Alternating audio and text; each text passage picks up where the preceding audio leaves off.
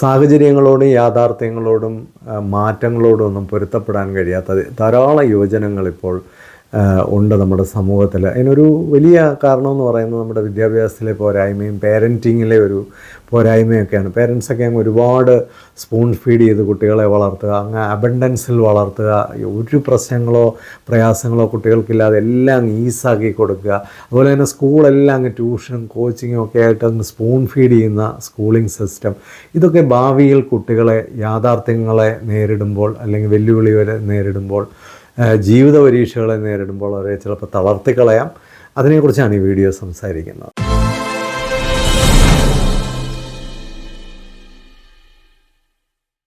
ചെറുപ്പക്കാരുടെ ഇടയിൽ ഈ അഡ്ജസ്റ്റ്മെൻറ്റ് പ്രോബ്ലം വളരെയധികം കൂടുന്നുണ്ട്. പ്രത്യേകിച്ച് വളരെ എഡ്യൂക്കേറ്റഡ് ആയിട്ടുള്ള വളരെ മിടുക്കരെന്ന് നമ്മൾ വിശ്വസിക്കുന്ന പല ആൾക്കാരും ഒരു തൊഴിൽ രംഗത്തേക്കൊക്കെ ചെല്ലുമ്പോൾ അവിടെയായിട്ട് പൊരുത്തപ്പെടാൻ പറ്റാതെ, മാറ്റങ്ങൾ അംഗീകരിക്കാൻ വയ്യാതെ പലപ്പോഴും അവിടെ നിന്ന് പിൻവാങ്ങുകയും വിഡ്രോ ചെയ്യുകയും ഒക്കെ ചെയ്യുന്ന സാഹചര്യങ്ങൾ ഒത്തിരിയുണ്ട്. ഒരുപാട് പേരൻസ് ഈ കാര്യത്തിലൊക്കെ വളരെ വിഷമത്തിൽ വിളിക്കാറും ഇത്തരം കാര്യങ്ങൾ ചർച്ച ചെയ്യാറും ഒക്കെയാണ്. അപ്പോൾ ഇവിടെ പ്രധാനമായിട്ടും നമ്മൾ മനസ്സിലാക്കേണ്ട ഒരു കാര്യം എന്താണെന്ന് വെച്ചാൽ, പലപ്പോഴും നമ്മൾ കുട്ടികളെയൊക്കെ വളർത്തുന്ന സമയത്ത് എല്ലാ കാര്യങ്ങളും അങ്ങ് സാധിച്ചു കൊടുത്ത് അവരെ വളരെ ഹാപ്പിയാക്കി വളരെ വലിയൊരു അബണ്ടൻസിലാണ് പലരെയും വളർത്തുന്നത്. അവരൊരു ക്രൈസിസ് കണ്ടിട്ടില്ല, ഒരു ഡിഫിക്കൽറ്റി കണ്ടിട്ടില്ല, ഒരു ചലഞ്ച് നേരിട്ടിട്ടില്ല. ഇപ്പോൾ പഠിക്കുന്ന സ്ഥലത്ത് എഡ്യൂക്കേഷൻ തന്നെ നല്ലൊരു സ്ഥലമാണ് ഈ മാൽ അഡ്ജസ്റ്റ്മെൻറ്റ്സിനെയൊക്കെ ഓവർകം ചെയ്യാനും അല്ലെങ്കിൽ ഈ അഡ്ജസ്റ്റ്മെൻറ്റ് ഡിസോർഡറൊക്കെ ഓവർകം ചെയ്യാൻ പറ്റിയ ഒരു സ്ഥലമാണ് എഡ്യൂക്കേഷൻ എന്ന് പറയുന്നത്. കാരണം എഡ്യൂക്കേഷൻ എന്ന് പറയുന്ന അതിൻ്റെ ഒരു ഫുൾ ഫ്ലെഡ്ജ്ഡ് തലത്തിലേക്ക് വരുന്നത് എപ്പോഴാണെന്ന് ചോദിച്ചാൽ അതിനകത്ത് ആവശ്യത്തിന് ചലഞ്ചസ് ഒക്കെ കൊടുക്കുമ്പോഴാണ്. പക്ഷേ ഇന്ന് ഈ വിദ്യാഭ്യാസത്തിൽ വന്നിരിക്കുന്ന പല പരിഷ്കാരങ്ങളും കുട്ടികളെ വളരെ അങ്ങ് ഈസാക്കി, എല്ലാം ഒരു മേലനങ്ങാതെ ഒരു തുള്ളി പോലും ചിന്തിക്കാതെ അല്ലെ ഒരു കാര്യങ്ങളും നേരിടാതെ അവരെ എല്ലാം അങ്ങ് ഈസി ആക്കി കൊടുത്ത്, അമിതമായി ട്യൂഷൻ കൊടുത്ത്, ഒരുപാട് കോച്ചിങ് ഒക്കെ കൊടുത്ത്, സ്പൂൺ ഫീഡ് ചെയ്ത് എക്സാമിന് വേണ്ടി മാത്രം പഠിപ്പിച്ച് പഠിത്തമല്ലാതെ വേറൊരു ആക്ടിവിറ്റീസിൽ അവരെ ഇടപെടുത്താതെ ഇങ്ങനെയൊക്കെ കൊണ്ടുവരുന്ന കുട്ടികളിലാണ് പലപ്പോഴും ലേറ്റസ്റ്റ് സ്റ്റേജിൽ ഇതുപോലുള്ള പ്രശ്നങ്ങൾ ഉണ്ടാകുന്നത്. അതിൻ്റെ കൂടെ തന്നെ നമ്മൾ സാമ്പത്തികമായി വളരെ മുമ്പിൽ നിൽക്കുന്ന വീടുകൾ അല്ലെങ്കിൽ കുട്ടികളെ ഒരു പ്രശ്നങ്ങളും അറിയിക്കാതെ വളർത്തുന്ന പേരൻസ്, അമിതമായി സ്പൂൺ ഫീഡ് ചെയ്യുന്ന പേരൻസ്, ഇങ്ങനെയൊക്കെയുള്ള സ്ഥലങ്ങളിൽ കുട്ടികൾക്ക് ഒരു ചലഞ്ചസും ഉണ്ടാകുന്നില്ല, അവരൊരു പ്രശ്നങ്ങളും നേരിടുന്നില്ല. ഇനി എന്തെങ്കിലും ഒരു പ്രശ്നം അവർക്ക് ചെറിയ പ്രായത്തിലൊക്കെ ഉണ്ടായാലും അതിനെല്ലാം നമ്മൾ വളരെ ഭയങ്കരമായിട്ട് ഇൻവോൾവ് ചെയ്ത് അതിനകത്ത് ഇൻ്റർഫിയർ ചെയ്ത് അതെല്ലാം സോൾവ് ചെയ്ത് കൊടുത്ത്. ഇപ്പോൾ എനിക്കറിയാവുന്നൊരു കുട്ടി എൻട്രൻസ് പഠിക്കാനായിട്ടൊരു സ്ഥലത്തേക്ക് പോയി. അവിടെ അഡ്ജസ്റ്റ് ചെയ്യാൻ പറ്റാതായപ്പോഴത്തേക്ക് ഉദ്യോഗസ്ഥയായ അമ്മ ലീവ് എടുത്ത് ആ സ്ഥലത്ത് പോയി നിൽക്കുകയാണ്. കുറച്ച് കഴിഞ്ഞപ്പോൾ അച്ഛനും ലീവ് എടുത്ത് അവിടെ പോകേണ്ട അവസ്ഥ വന്നു. എല്ലാം അങ്ങ് ചെയ്ത് കൊടുക്കുകയാണ്. എങ്ങനെയൊക്കെയോ ഒരു എൻട്രൻസ് ഒക്കെ ജയിപ്പിക്കുന്നു, എങ്ങനെയൊക്കെയോ ഒരു പ്രൊഫഷണലൊക്കെ ആക്കുന്നു. ഇതങ്ങോട്ട് കഴിഞ്ഞെന്താ സംഭവിക്കണമെന്ന് ചോദിച്ചാൽ, ഇത് കഴിഞ്ഞ് ഇത്തരം കുട്ടികൾ ഒരു ജോലി സ്ഥലത്തേക്ക് ചെല്ലുമ്പോൾ അവിടെ പേരൻസിന് ഇടപെടാൻ പറ്റില്ല, ആർക്കും പോയി അവരുടെ പ്രശ്നങ്ങളെ പരിഹരിച്ചു കൊടുക്കാൻ പറ്റില്ല. They have to face their life alone. അവിടെയാണ് ചലഞ്ച് ഉണ്ടാകുന്നത്. അതുവരെ നമ്മൾ ഈ പാമ്പർ ചെയ്ത് സോൾവ് ചെയ്ത് കൊടുത്ത എല്ലാ പ്രശ്നങ്ങളും കുട്ടിക്ക് ഒറ്റയ്ക്ക് നേരിടേണ്ടതായിട്ട് വരുന്നു. അപ്പോൾ അവിടെ പ്രശ്നങ്ങളുണ്ട്. പിന്നെ ഈ പഠിത്തത്തിൽ വളരെ മിടുക്കരായ കുട്ടികളിലും ഈ പ്രശ്നങ്ങൾ ഒരുപാട് പേരിൽ കാണുന്നുണ്ട്. കാരണം പഠിത്തത്തിൽ വളരെ മിടുക്കരാകുമ്പോൾ ആ പഠിത്തത്തിൻ്റെ മിടുക്ക് മാത്രം നോക്കിയിട്ട് നമ്മൾ ആ കുട്ടികളെ അങ്ങ് എല്ലാം ഓക്കെ ആണെന്ന് വിചാരിക്കുകയാണ്.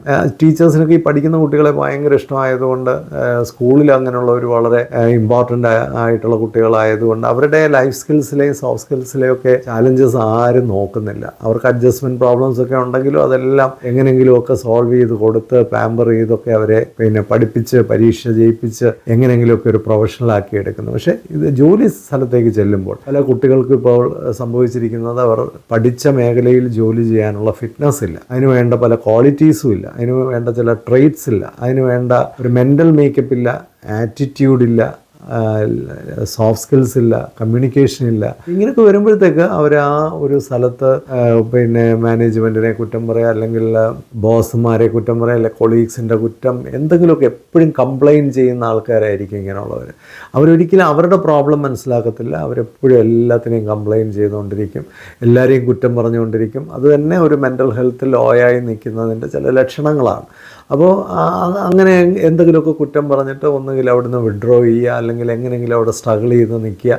പല കുട്ടികളും കാണിക്കുന്ന വേറൊരു അബദ്ധം, പലപ്പോഴും പേരൻസും അതിൽ പങ്കാളികളാകാറുണ്ട്. ഇത്തരത്തിലൊക്കെയുള്ള പ്രൊഫഷണൽ ഡിഗ്രിയൊക്കെ എടുത്ത് ജോലി കയറിയ കുട്ടികൾ അത് കഴിഞ്ഞിട്ട് ഞാൻ ഹയർ സ്റ്റഡിക്ക് പോവാണെന്നും പറഞ്ഞ് പോകും. അതും ഒരു എസ്കേപ്പിസമാണ്. ഈ ശരിക്കും പറഞ്ഞാൽ അവർക്ക് ജോലിയിലുള്ള ഫിറ്റ്നസ് ഇല്ലായ്മയുടെ കാരണം അവരന്വേഷിക്കുന്നില്ല, അവരുടെ ലൈഫിലെ വീക്ക്നെസ്സുകൾ അവരന്വേഷിക്കുന്നില്ല. ഇതൊന്നും പരിഹരിക്കാതെ ഒരു ഹയർ സ്റ്റഡിക്ക് പോകുമ്പോൾ കൂടുതൽ അവരുടെ ലൈഫ് കോംപ്ലിക്കേറ്റഡ് ആകുകയാണ്. കാരണം ഈ ഹയർ സ്റ്റഡിയും കൂടെ കഴിയുമ്പോഴത്തേക്ക് അവർക്ക് പിന്നെ ജോലി ചെയ്യാൻ പറ്റുന്നതൊക്കെ വളരെ ലിമിറ്റഡ് ഏരിയയിലാണ്. ആ ഏരിയയിൽ വേണ്ട ഫിറ്റ്നസ് അവർക്കുണ്ടെന്നുള്ളതിന് എന്ത് ഗ്യാരണ്ടിയാണുള്ളത്?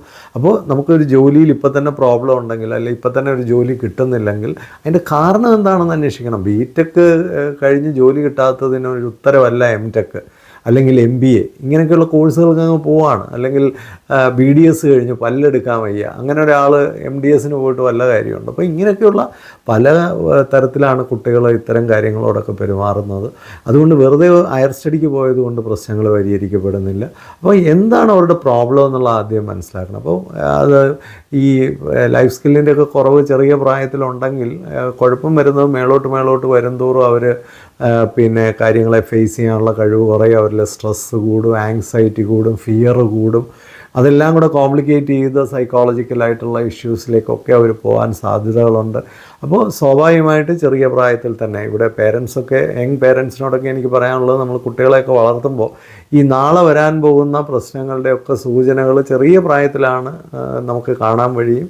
അല്ലെങ്കിൽ ചെറിയ പ്രായത്തിൽ നമുക്കവരെ എക്യുപ്പ് ചെയ്യുന്നതിലൂടെ അത്തരം പ്രശ്നങ്ങളെയൊക്കെ നമുക്ക് ഭാവിയിൽ ഇല്ലാതാക്കാനായിട്ട് കഴിയും. അതുകൊണ്ട് ബാല്യമൊക്കെ വളരെ ഓൾസമാക്കുക, വളരെ പരീക്ഷയും മാർക്കും ഗ്രേഡും മാത്രമായിട്ട് ഒതുങ്ങിപ്പോകാതെ അവരെ ഇൻ്റഗ്രേറ്റഡ് ആയിട്ട് വളരെ സമഗ്രമായി വളർത്തിക്കൊണ്ടുവരിക. ടീനേജിലൊക്കെ നല്ല പേഴ്സണാലിറ്റി ഡെവലപ്മെൻറ്റൊക്കെ അവർക്ക് ഉണ്ടാകുന്ന ഉറപ്പ് വരുത്തുക. ലൈഫ് സ്കിൽസ് എല്ലാം ഉണ്ടാകാൻ അവരെ സഹായിക്കുക. മാത്രമല്ല ഇനി വരാൻ പോകുന്ന ഒരു കാലഘട്ടത്തിൽ ഈ നമുക്ക് സോഫ്റ്റ് സ്കിൽസും ലൈഫ് സ്കിൽസും ഒന്നും ഇല്ലെങ്കിൽ സർവൈവ് ചെയ്യാൻ പറ്റില്ല. കാരണം ഒരുപാട് ചലഞ്ചസൊക്കെ ലൈഫിലുണ്ടാവും, പല ചേഞ്ചസും ഉണ്ടാവും.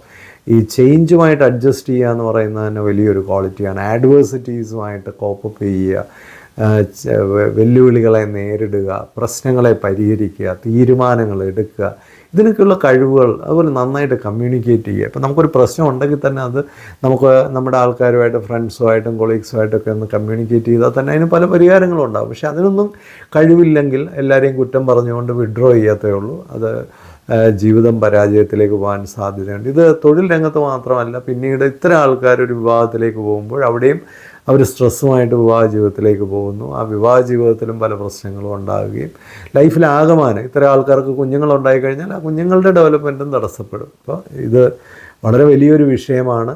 പഠിത്തത്തിൽ മാത്രം മിടുക്കുള്ള കുട്ടികളെ നമ്മളങ്ങ് ഒരുപാട് ആഘോഷിച്ച് അവസാനം ദുഃഖിക്കരുത്. ആ പഠിത്തത്തിലുള്ള മിടുക്കിനോടൊപ്പം അവർക്ക് മറ്റ് ഡെവലപ്മെൻറ്റ്സ് കൂടെ ഉണ്ട് എന്ന് ഉറപ്പുവരുത്തുക. കഴിഞ്ഞ ദിവസം കേട്ട ഒരു കാര്യം കൂടി ഇതിൻ്റെ കൂടെ ഒന്ന് ചേർത്ത് ഞാൻ പറയാൻ ആഗ്രഹിക്കുകയാണ്. ഒരു പേരൻ്റ് എന്നോട് പറഞ്ഞ അവരുടെ മക്കൾ പഠിക്കുന്ന സ്കൂളിൽ എല്ലാ ദിവസവും പരീക്ഷയാണ്. എല്ലാ ദിവസവും പരീക്ഷ ഇടുന്ന സ്കൂൾ അത്ര നല്ല സ്കൂളല്ല. അതൊരു സ്കൂളിൻ്റെ വീക്ക്നെസ്സാണ് അവിടെ കാണിക്കുന്നത്. എല്ലാ ദിവസവും പരീക്ഷ ഇടുമ്പോൾ എന്ത് സംഭവിക്കുന്നു? ഇതുപോലൊക്കെയുള്ള ഈ ലൈഫ് സ്കിൽസൊക്കെ ഡെവലപ്പ് ചെയ്യേണ്ട കുട്ടികൾ അതിന് പോകാതെ മുഴുവൻ സമയവും പഠിത്തവും പരീക്ഷയായിട്ട് മാത്രം ഒതുങ്ങും. രണ്ടാമത് എല്ലാ ദിവസവും പരീക്ഷ ഇടുമ്പോൾ ഈ പരീക്ഷയ്ക്ക് വേണ്ടി മാത്രമായിരിക്കും അവിടുത്തെ പഠനം. അതുപോലെ തന്നെ എല്ലാ ദിവസവും പരീക്ഷ ഇടുമ്പോൾ ഒരുപാട് കുട്ടികൾ അവിടെ ഡിസാറ്റിസ്ഫൈഡ് ആയിരിക്കും. കാരണം അവിടെ ഒരു ആർട്ടിസ്റ്റിന് വളരാനുള്ള സ്പേസ് ഇല്ല, ഒരു നല്ല സ്പോർട്സ്മാന് വളരാനുള്ള സ്പേസ് ഇല്ല. അപ്പോൾ ഇതിനെയൊക്കെ വിദ്യാഭ്യാസം എന്ന് വിളിക്കാൻ പറ്റും. ഇതൊക്കെ ഒരു വൈകല്യമാണ്. ഇത്തരം കാര്യങ്ങളൊക്കെ വിദ്യാഭ്യാസ രംഗത്ത് ഒരുപാടങ്ങ് പേരൻസൊക്കെ അങ്ങ് ഒരുപാട് വലിയതായിട്ട് കാണുന്നുണ്ട്. നാളെ ദുഃഖത്തിലേക്കുള്ള വഴിയാണെന്നും കൂടി ഇതിൻ്റെ കൂടെ ഒന്ന് ഓർമ്മിപ്പിച്ചു എന്ന് മാത്രം. ഇത് നല്ലതെന്ന് തോന്നുന്നെങ്കിൽ എല്ലാവർക്കും ഒന്ന് ഷെയർ ചെയ്ത് കൊടുക്കുക. കുട്ടികളെ ഹാപ്പിയാക്കാനും കുട്ടികളെ സമഗ്രമായി വളർത്തിക്കൊണ്ടുവരുവാനും അർത്ഥവത്തായ ജീവിതത്തിന് വേണ്ടി ഒരുക്കിയെടുക്കാനുള്ള ഉത്തരവാദിത്വം നമുക്കെല്ലാവർക്കും ഉണ്ട്. സ്കൂളുകൾക്കും ഉണ്ട്, പേരൻസിനും ഉണ്ട്, സമൂഹത്തിനും ഉണ്ട്. കൈകോർക്കാം ഇതിനു വേണ്ടി. അതുപോലെ ഇത് ഇഷ്ടപ്പെട്ടെങ്കിൽ എല്ലാവർക്കും ഒന്ന് ഷെയർ ചെയ്ത് കൊടുക്കുക. കാരണം ഇത്തരം പ്രവർത്തനങ്ങൾ കൂടുതൽ സമൂഹത്തിൽ പ്രോത്സാഹിപ്പിക്കപ്പെടുന്നത് നമുക്ക് ഇതുപോലുള്ള കാഷ്വാലിറ്റികളൊക്കെ കുറയ്ക്കാൻ നമ്മളെ സഹായിക്കും. Thank you so much.